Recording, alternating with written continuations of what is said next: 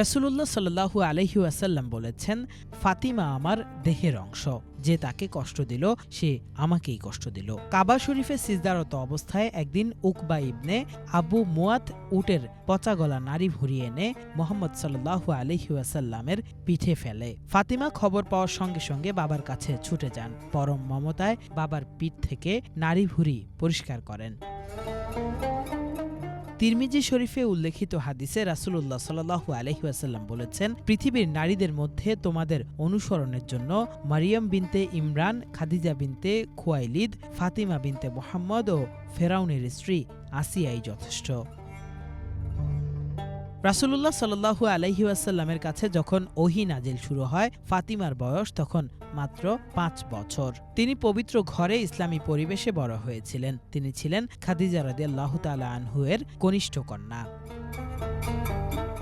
মদিনায় হিজরতের পর হিজরি 2য় সনে হযরত আলী রাদিয়াল্লাহু তাআলা আনহুর সঙ্গে ফাতিমার বিয়ে হয়।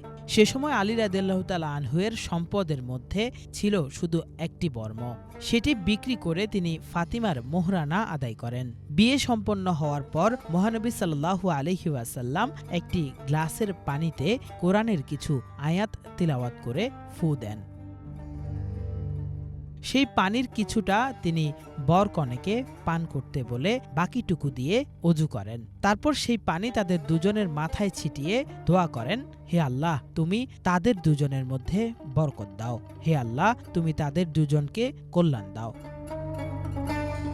হযরত আলী রাদিয়াল্লাহু তাআলা আনহুর আর্থিক অবস্থা ভালো ছিল না। কোনো বিলাসিতা তো ছিলই না, বাড়ির কাজে সাহায্য করারও কেউ ছিল না। ফাতিমা রাদিয়াল্লাহু তাআলা আনহু একাই সব কাজ করতেন। আলী যতটুকু পারতেন তাকে কাজে সাহায্য করতেন।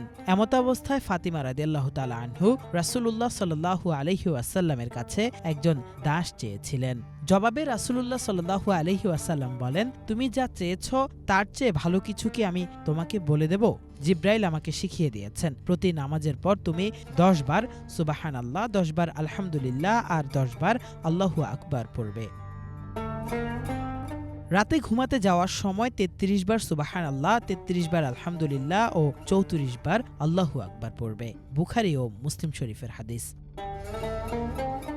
হিজরি 3য় সনে আলী ফাতিমার পরিবার আনন্দ খুশিতে ভরে ওঠে। জন্ম নেন তাদের প্রথম সন্তান হাসান ইবনে আলী রাদিয়াল্লাহু তাআলা আনহু।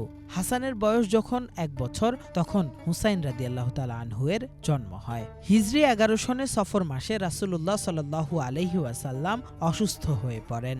ফাতিমা রাদিয়াল্লাহু তাআলা আনহু রাত জেগে অসুস্থ বাবার সেবা করতেন।